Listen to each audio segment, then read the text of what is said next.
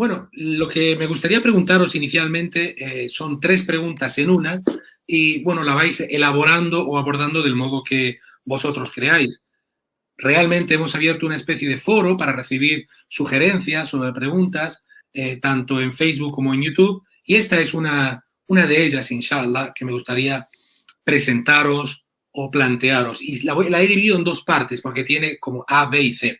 La primera pregunta para ambos, y tiene que ver con el conocimiento, con la búsqueda del conocimiento.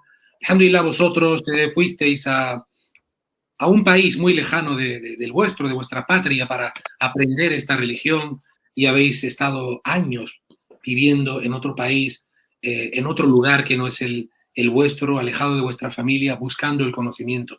La primera pregunta que me gustaría haceros, estimados hermanos, es, ¿cuándo empezasteis a buscar el conocimiento? ¿Dónde fue?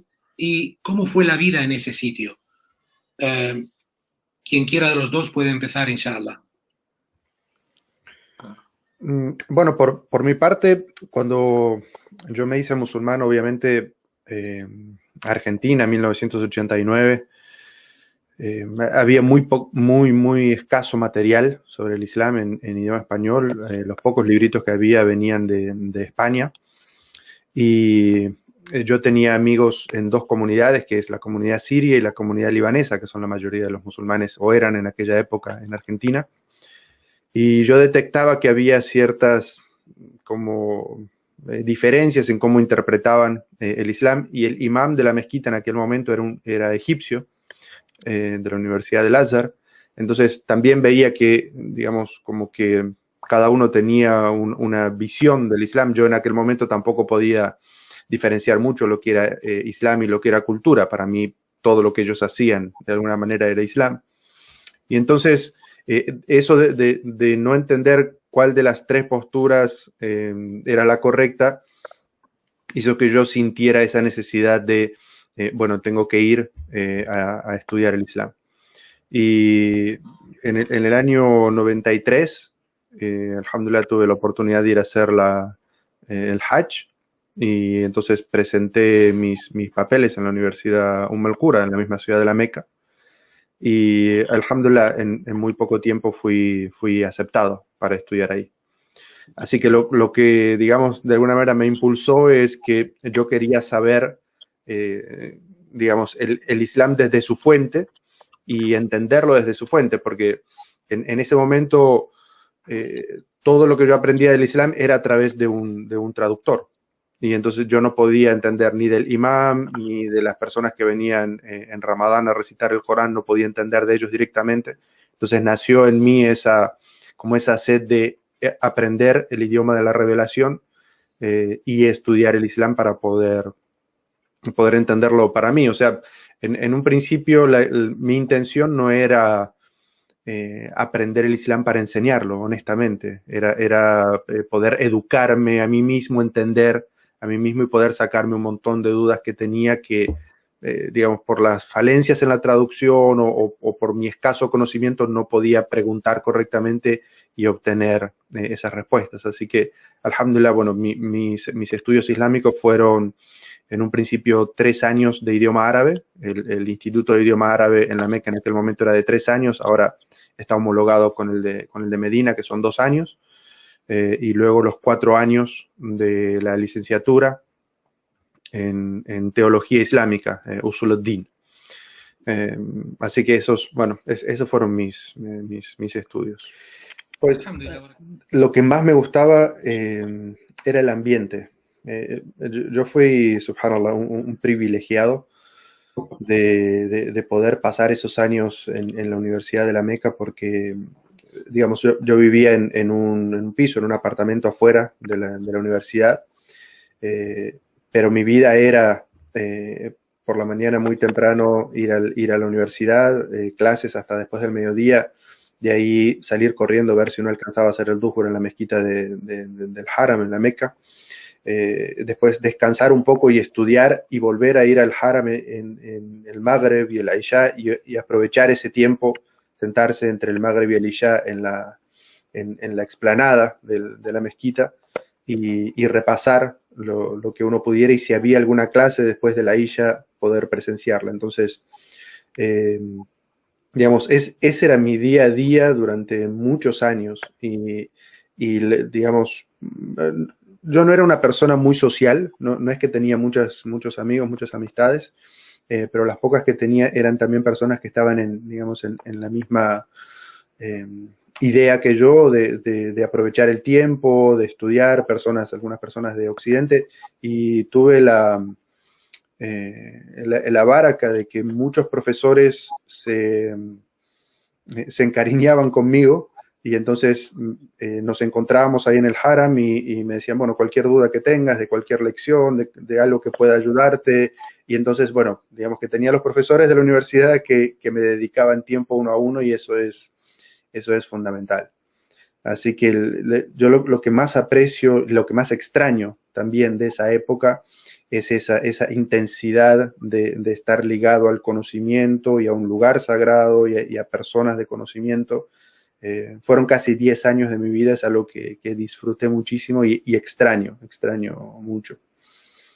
Con respecto a los profesores y sabios que me marcaron más, tuve entre los profesores de la universidad algo muy lindo que tenía la Universidad Al-Qura, es que tenía algo que se llama intercambio de profesores.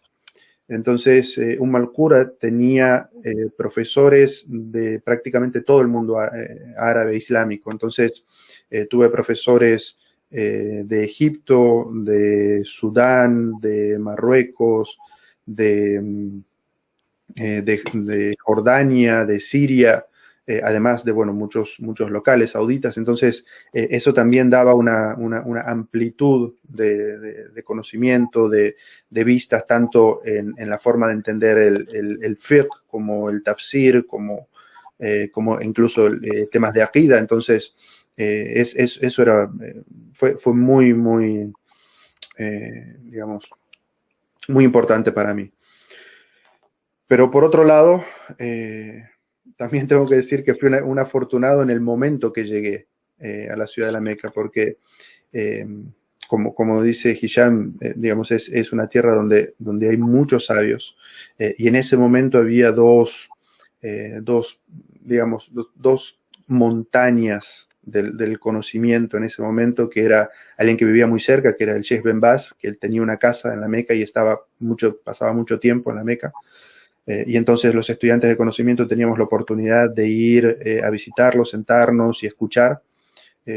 Cuando el Sheikh Ben Baz nos enterábamos que él estaba en la ciudad de la Meca, porque él vivía en la ciudad de Taif, que es una ciudad muy cercana, queda como 1 hora y media de Meca. Siempre salíamos de la universidad, íbamos a su casa, que quedaba relativamente cerca, porque el Sheikh Ben Baz tenía una característica, es que él nunca almorzaba solo. Él tenía una casa, él le decían Abul Fuqara, o el padre de los pobres, porque él abría su casa con entre 50 y 100 almuerzos había y la gente llegaba ahí a comer. Pobres y muchos estudiantes de conocimiento, que no éramos pobres, pero queríamos, digamos, acercarnos a él lo máximo posible, porque él después de comer se sentaba y, digamos, abría ese espacio desde después de comer y hasta el Asr, que a veces era como 1 hora y media, en la cual él escuchaba preguntas y respondía. Y los estudiantes de conocimiento, que siempre estamos como sedientos de ver como esa implementación, porque en la universidad uno recibe mucha teoría, pero bueno, cómo se implementa esto, cómo se escuchan las preguntas, qué datos extras se le piden a la persona que está preguntando y cómo responde el sheikh, muchas veces dependiendo del origen de la persona, si vive en una sociedad islámica, si vive en una sociedad occidental. Y bueno, entonces estaban estos dos ingredientes, el hecho de escucharlos permanentemente y el segundo de verlos como personas, porque no es lo mismo abrir un libro de una persona que uno no sabe cómo es como ser humano, a esta enorme cualidad de ser humano que tenía el Sheikh Ben Baz, que todos los días que abría su casa y todas las personas que estaban por ahí iban a almorzar con él. Y además, bueno, ahí al costado también tenía como una pequeña oficina en la cual si alguna persona tenía un problema, necesitaba una ayuda, él tenía unas personas encargadas específicamente de escuchar a esas personas, es decir, ese contacto con el ser humano que ellos eran, nos educaba también. Pero el sabio que a mí más me influenció, con el que más me relacioné, es el Sheikh Mohammed ibn Saleh al-Uthaymin, Allah yarhamu, que él vivía muy lejos, él vivía en una ciudad que se llama Oneiza, que estaba como a unas 12, 14 horas de donde yo vivía. Sin embargo, tanto para la época de Ramadán como para la época del Hajj, él solía venir a Meca y dar clases en la mezquita. Y entonces, bueno, todos los estudiantes de conocimiento nos agolpábamos en esas clases, que era algo además muy emocionante ver cómo se llenaba de cientos y cientos y cientos de personas tratando de aprender de ellos.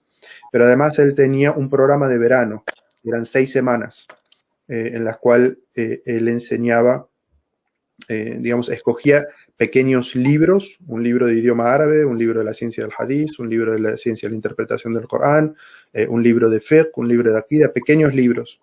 Y teníamos clases desde el Fajr y hasta el Duhur todos los días, y entre el Maghrib y el Isha también. Y a veces él, entre el Asr y el Maghrib, nos designaba algunos de sus mejores estudiantes también para que nos dieran más clases. Y entonces esos, digamos, campamentos de verano en su mezquita, todos los estudiantes que podíamos viajábamos hasta su mezquita y nos quedábamos ahí, hicieron en mí eso de poder estar cerca de él, de verlo, de aprender, de escuchar, influyó muchísimo en la forma de entender el fiqh, en la forma de comprender el aqida, y en el compromiso, porque algo era sorprendente conocerlo a él como ser humano. La humildad. Él siempre se presentaba, recuerdo que una vez organizó una reunión para los estudiantes de Occidente que estábamos ahí, y bueno, éramos un círculo grande, y entonces dijo, bueno, preséntese cada uno, quiero saber quién es y de qué países vienen. Y empezó la persona que estaba a su derecha, y cuando termina, él dice, bueno, y yo soy Muhammad, aquí el imam de la mezquita, y a veces doy clase en la universidad. Y tenía una humildad tan grande, jamás se presentaba con su nombre y con su apellido, ni como sheikh que era, ni miembro del consejo de juristas, ni nada de eso. Y además, él tenía un sueldo por ser profesor de la universidad, y de ese sueldo él donaba el 75% a un centro de estudiantes, era como una residencia de estudiantes, donde todos los estudiantes del mundo que quisieran venir y quedarse a estudiar con él en su mezquita se podían quedar a vivir allí y comían allí. Él donaba el 75% de su sueldo a ese lugar.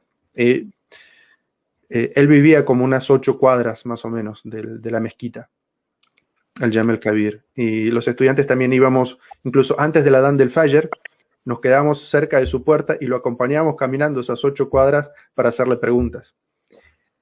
8 cuadras, y era una persona mayor, y nunca iba montado en un automóvil. Él siempre iba caminando y volvía caminando. Y todas las personas y los más ricos le decían, por favor, súbete a mi automóvil, unos automóviles lujosos, yo te llevo. No, él iba y venía caminando. Y le gustaba esto de que los estudiantes se rodearan de él y le hicieran preguntas.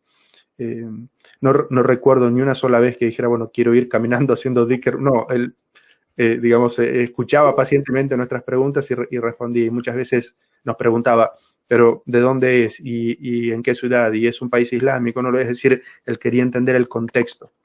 Entonces, todos esos situaciones hicieron que fuera la persona que más me influyó en el pensamiento.